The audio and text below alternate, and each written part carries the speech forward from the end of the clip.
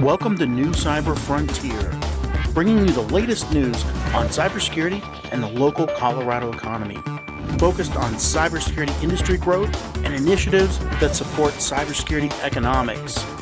We hope this special series on blockchain builds your excitement for a possible future which empowers individual privacy. Please follow and participate as New Cyber Frontier is supporting a grassroots community effort to empower the individual in the digital age.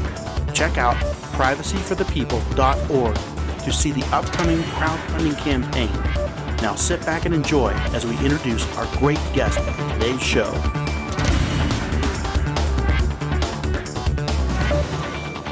Welcome to today's episode of New Cyber Frontier. On today we have Rup Singh, who is the CEO and founder of Intuit Factory, and there he is. Blockchain strategies for business leader, a TEDx speaker on blockchain and digital identities, digital rights, a big advocate of using blockchain for digital rights and digital privacy. Love that we had a conversation before, and I just loved it, and we want to have him on the show to talk to everybody about, his knowledge and energy in this space, and it's excessive. It's large. So, Rup, thanks for joining today. How are you? Thanks for having me, Chris. I'm wonderful. These are exciting times. Definitely. And Rup, can you give us your background, a little bit about yourself? Make sure you explain your collection that we talked about before.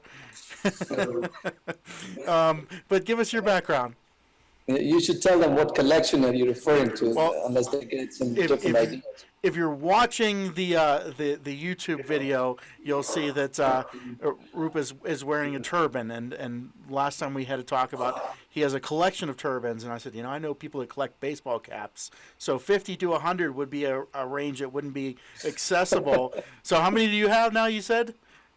Somewhere around 35, I think. Okay. But yeah. All different colors. All different colors. Everything fits the right accessorizing, right? Mm-hmm. But yeah, give us your background, Rup.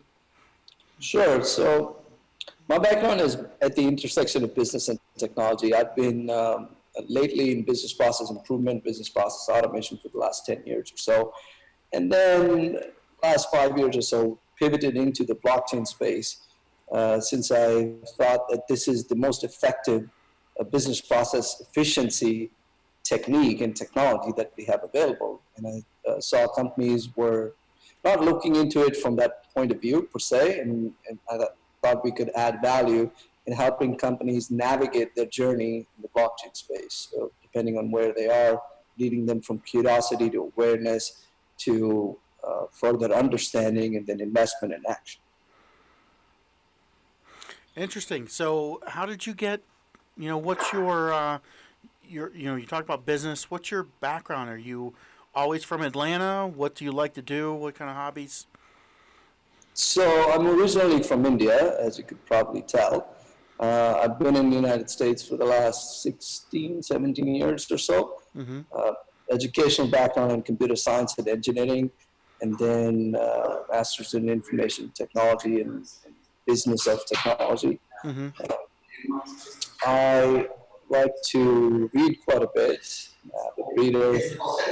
I'm into meditation and yoga and all things consider as Eastern philosophy as well. And obviously I collect turbans, as we talked about. So tell us about your TEDx speech and on blockchain, and give us kind of a recap on that. Yeah, for sure. It was an amazing experience just to go through that learning process to even give a TEDx talk, and then the reception that we received from that day. Phenomenal to experience that on a live stage. It was at the Rialto Center for Performing Arts in Atlanta, an amazing performing arts stage with a lot of legendary performers come there. The idea was to create a discussion, a debate, a dialogue on digital identity rights. And I believe that digital identity rights are fundamental human rights. We as originators and creators of all this digital data that we create we need to have ownership and consent over the use of such data. So in the talk, I talk about how there are a number of hacks, and companies acquire our data with all different means, and they are not able to keep it secure. The latest one, as you've seen, is the Capital One hack. So I'm sure in the cybersecurity community, you guys talk about that as well. So my question there is not just can we have retroactive or reactive approaches to cybersecurity. I question the way, the manner, and the technology they use to store this data. And therein comes the question of compliance as well. So if you see, GDPR is a European regulation, and then we have in the United States, we have a regulation out of California, and if you look around the world, China, Brazil, different countries have similar regulations that are inspired by GDPR. Now they're talking about GDPR too. The problem is, even for GDPR, about, I would say 80% of companies are still non-compliant. And they have asked for extension. Let's take a break and hear from our sponsors. We come right back, though, and talk about regulation and recap on your TEDx. Right back. Thank you. Cyber Resilience Institute helps build strong cyber communities designed to prevent members from attack. Like building a neighborhood watch, it takes coordination and a sharing community to protect our identities and valuables in the virtual world. Typically, we hear that organizations know they need to do something to protect their cyber assets, but don't know where to begin. Let Cyber Resilience Institute help your community create an action plan. Cyber Resilience Institute will build your community or business marketplace so that it is designed to support a collective cyber defense. Contact them for more information at cyberresilienceinstitute.org. Welcome back to New Cyber Frontier.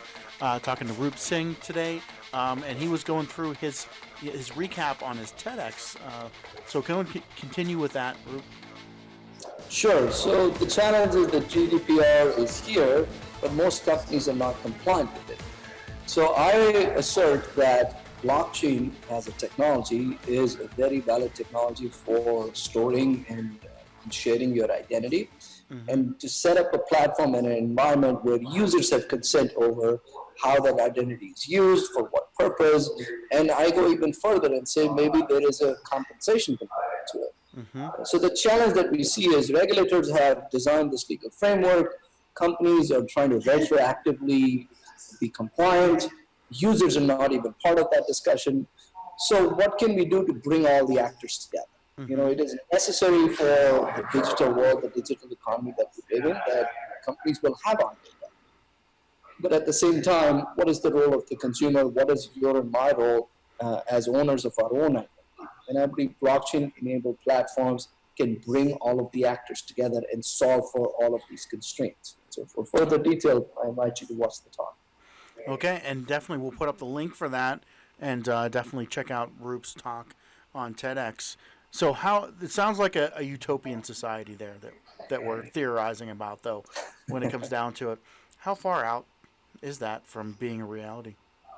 I don't think it's utopian. I mean, we're talking about a self-sovereign identity environment. We're talking about where our data is being used, but also being protected. So let's raise the stakes here. Let's talk about, when I talk about digital identity, people just think of stuff they put on Facebook or silly pictures that they share on Instagram. I'm not really talking about just that. Stakes are much higher. Think about your biometric data. Think about your genetic data. Think about your financial transaction data. Who has it? How is it being used? And how can we keep it secure? The fact of the matter is that the data is out there.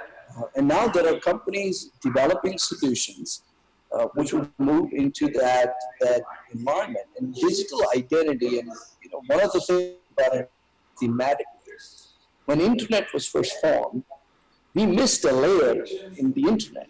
There is a whole missing layer of digital identity, which there were talks about initially when the internet was just coming about to be what it is now. There were talks about including a digital identity. And if that was the case, the internet that we see today would look very different. But what you see now, there are a few companies that control our experience of the internet. And it's not as decentralized or democratized as we originally started what its roots were. So this is a problem to be solved, and this is a problem that's not going away. So the way I look at it is people are looking at blockchain as an enabler to solve for digital identity and furthermore to solve for digital rights. And if you look at Libra or Facebook's announcement of their blockchain network, people look at that in terms of cryptocurrency. Hidden in there is a couple of sentences that essentially speak about this missing identity layer from the internet. And I think that is a valuable use of blockchain. Now, we can discuss whether Facebook is the right company to do so since they have such a checkered record on keeping our data safe or using it for the purpose that's intended. That's a different conversation. But fundamentally, the ability of blockchain as a technology to be used for this case will have a widespread impact. Think about it, every human and every species that walks on this earth has an identity. Every device has an identity.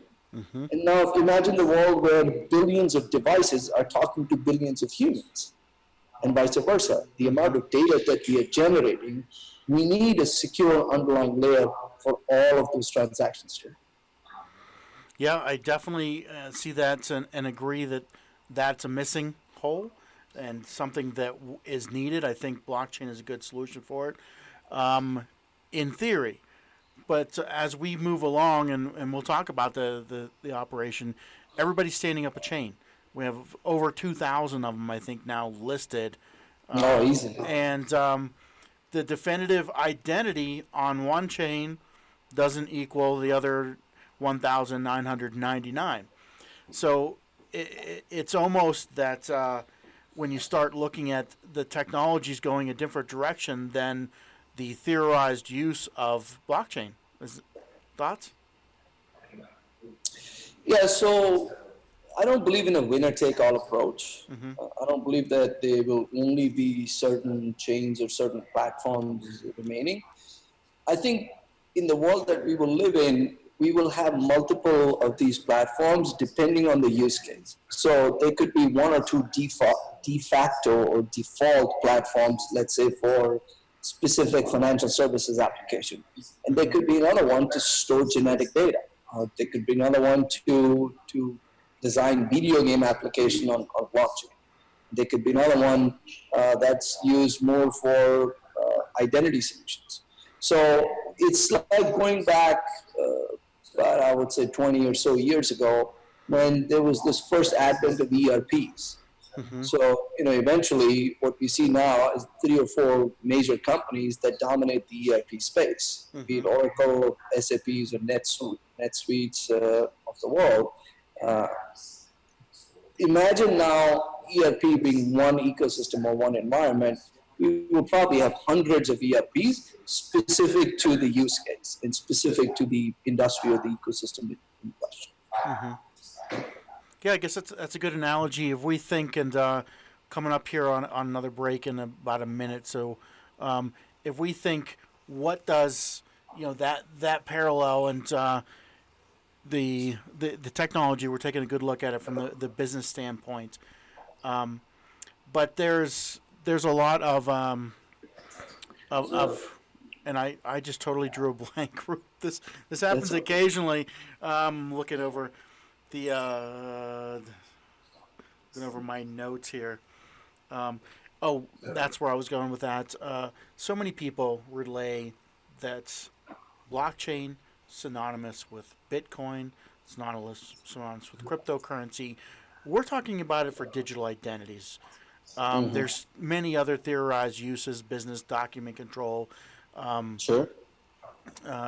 real estate transactions, business documents, notaries, you name it. Whatever's, hey, you need to trace transactions between people, between organizations, between entities, between systems, people, like you said.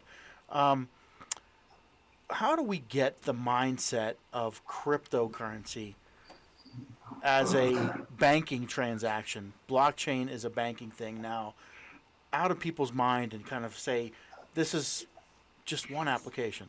How do you make that Yeah. differentiation with people? And give me about 30 seconds, and we got to go on break for our sponsor. Sure. So we have to educate folks, and this is chapter number 1 in my course, where we separate blockchain and cryptocurrency. And here's my opinion on that.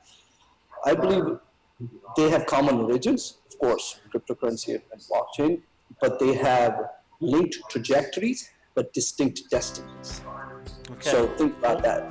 Hold on that. We'll come back to finish that thought right after we hear from our sponsor. Okay.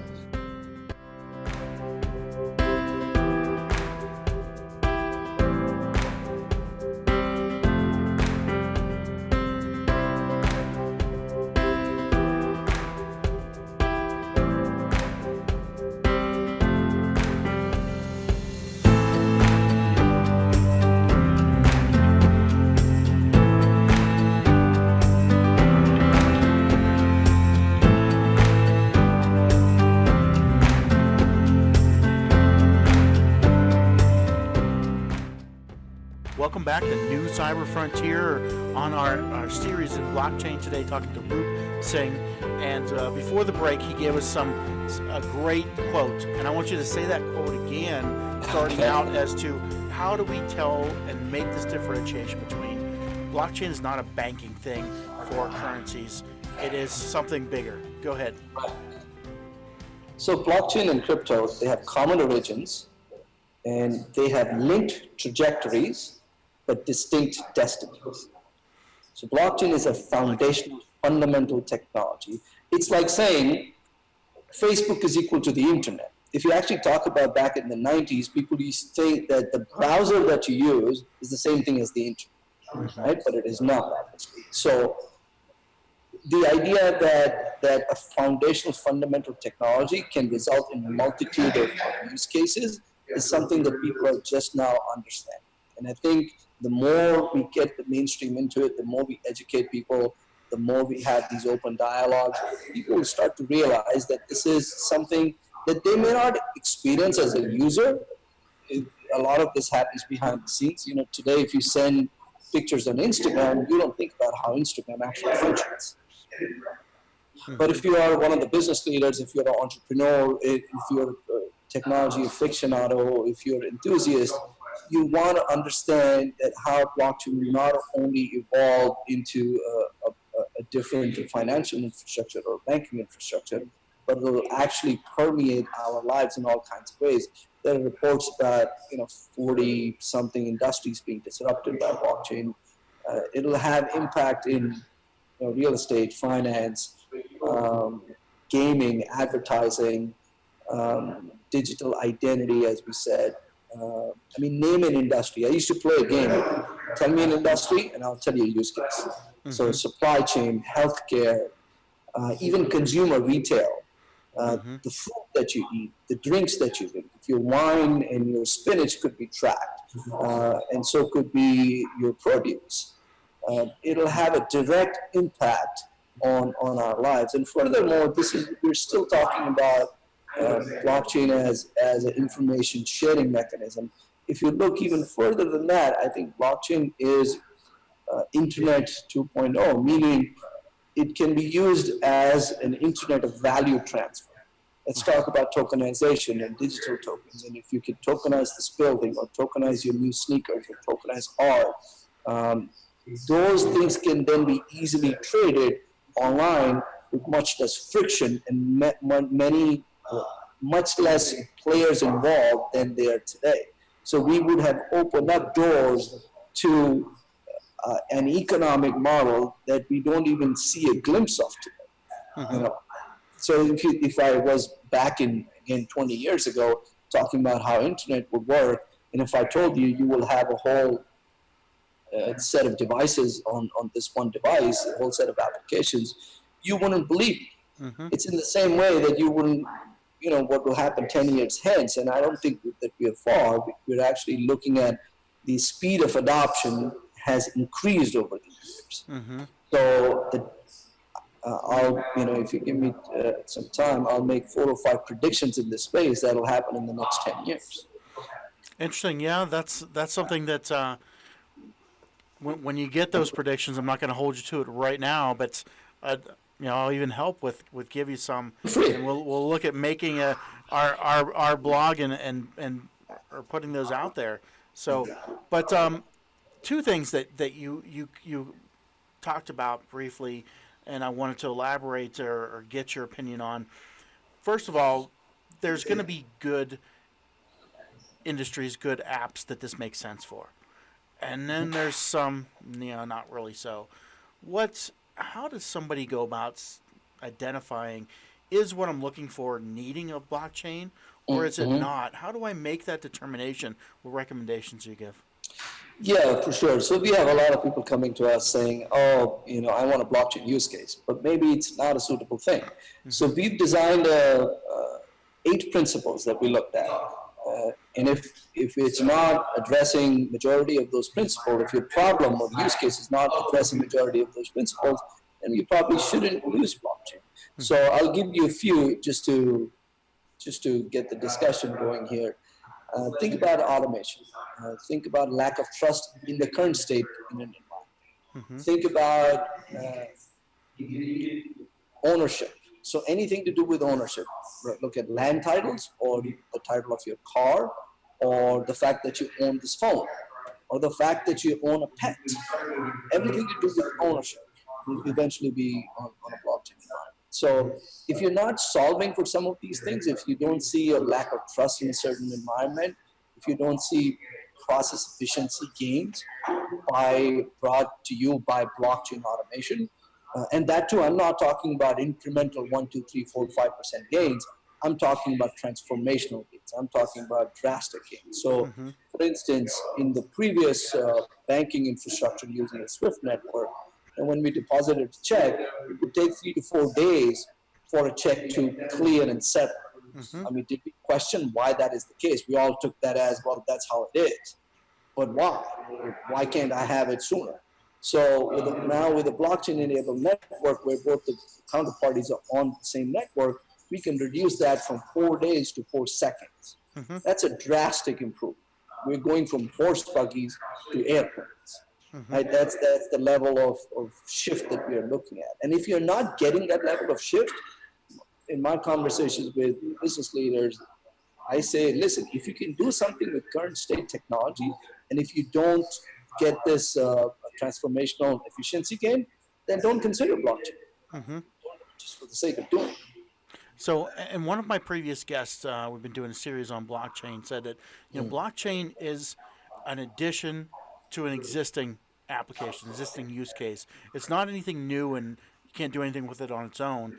So it's a supporting technology, not the main focus. Would you say that's true? Same thing? I would disagree with that. Okay. So the way I look at it, let's talk about those predictions, and we'll connect the dots there, and you'll see why I do that. Okay. So to me, most of the world's transactions, let's say 50% of world's transactions, be retail transactions or trade finance transactions, which are much higher value transactions. I would say about 50% of those transactions will be on some form of crypto-based asset in the next 10 years. So before 2030 arrives, 50% of world transactions will be on some form of crypto-based blockchain-enabled asset. That's prediction number 1. Prediction number 2, any kind of ownership, as we said before, your car, your television, your pet, any kind of ownership would then be now proved by a blockchain-based record-keeping system. And I think that you see signs of that happening already, right? Blockchain will become the underlying layer of data sharing for IoT-based applications, right? So if you think of blockchain as a foundational new set of infrastructure, what companies may do now is to sort of switch over a little bit as a rollover in a rollover fashion, and that's why they can call it as supporting technology. But eventually, on a longer scheme of things, the current infrastructure is just not adequate. It's not secure, it's not efficient, and not just that, the business process that it enables is not efficient and secure. So either there will be disruptors that will change that, or incumbent companies will realize that they have to go to the next set of technology and entrance. And that takes time, understood. But to me, it's not a supportive technology. It's a foundational technology that would shift a lot of the processes that we see in the world today. Interesting. Most of these applications we talk about are transfer of ownership, things between people, organizations, data transfer. Every single one of those, when you think blockchain, is basically requires a whole industry to buy in. Mm-hmm. That traditionally is not something that happens quickly. No, yeah, sure. It seems like that even though, yes, there's this pie in the sky, this is a great technology, it's going to take off, there's also the places where it has to go to really be effective take the longest to make change in those areas, and the longest to get adoption, the longest to get buy-in, the most people. It's a continuous knocking on doors of you're getting one person at a time, until you have everybody. You're going to a standards group and making Mm-hmm. regulation require, and we know the time cycles for regulation and legislation just long term. What's your thoughts on that? That, when you give time frames, it seems like that this technology or this thought process, even though it's utopian, might be further out or more difficult than we think. Yeah. So I don't believe it's pie in the sky anymore. If we were talking in 2014, 15, maybe 16, then yeah, you can think about pie in the sky. There are enough successful use cases that companies have customers on, and more importantly, they have infrastructure developed to Mm-hmm. say that there is value, right? This narrative of pie in the sky is a very incumbent enterprise led narrative, and we can get into reasons why. I do agree that there has to be adoption within an ecosystem that includes customer and your industry players, etc. But think about it in a way that there could be new players involved, right? Mm-hmm. So I don't I don't believe that enterprises are leaders in this space. They're not innovators in this space. They're more laggards in this space, and that's the narrative that they like to push, which is understandable. They have a much more conservative approach to emerging technology, and for them, blockchain is one of the many emerging technologies that they have to look at. I Mm-hmm. understand that point of view. What you will notice is that there are disruptors. There are newer companies. There are companies that are building now that are the unicorns of the future. Mm-hmm. Those are the ones that are bringing most of the innovation. Those are the ones that are bringing most of the knowledge base, most of the intellectual property, and most of the new future vision that they believe. Right. So that's another thing to think about. Another point of view to observe is that a lot of the use cases that we talk about, and the adoption of such technologies within a broader ecosystem, United States is not a leader in it. Let's just put it out Mm-hmm. there. Asia and Europe are way far ahead, like by miles, right? Mm-hmm. Or if you want to talk in blockchain, by a few hundred blocks. They're further away in not only understanding the technology, which is technical expertise, but actually developing solutions and getting people to use it, and getting their ecosystem to work. So I'll give you an example. Just came to my mind just now.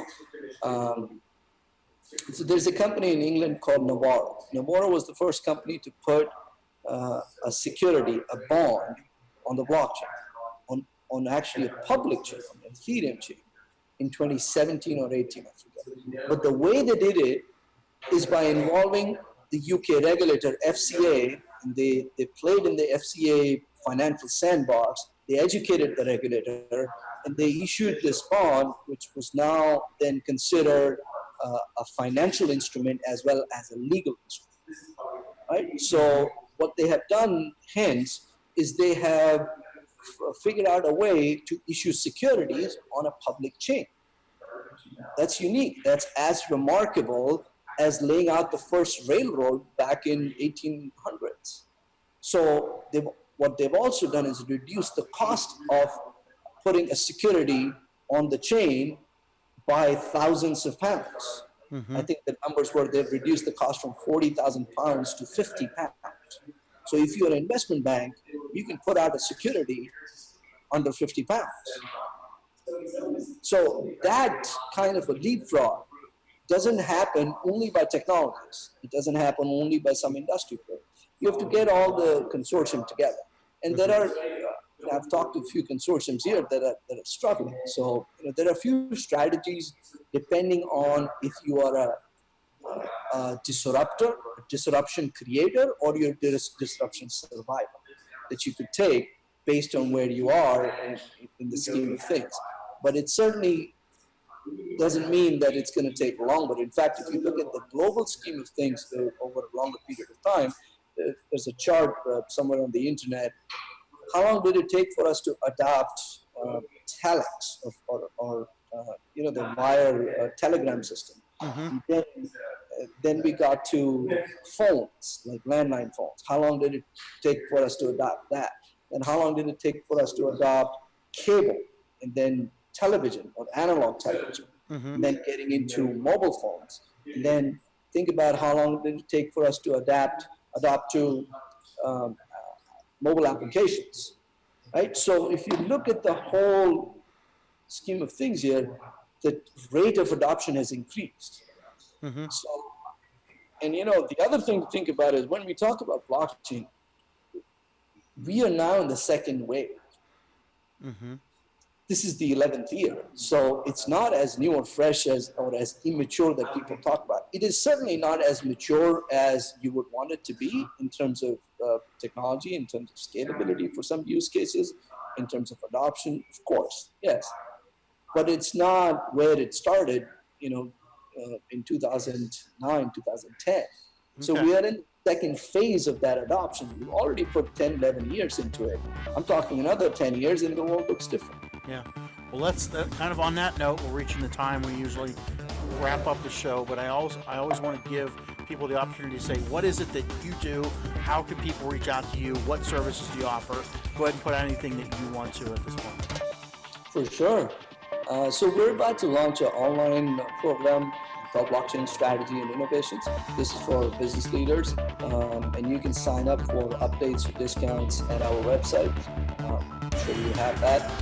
And then in terms of services, we work both with enterprises and startups. So we've figured out a formula, a model, if you will, to determine why do blockchain companies fail and hence why do they succeed. So if we can help you succeed or help you not to fail, we'd be happy to do that depending on where you are in your evolution.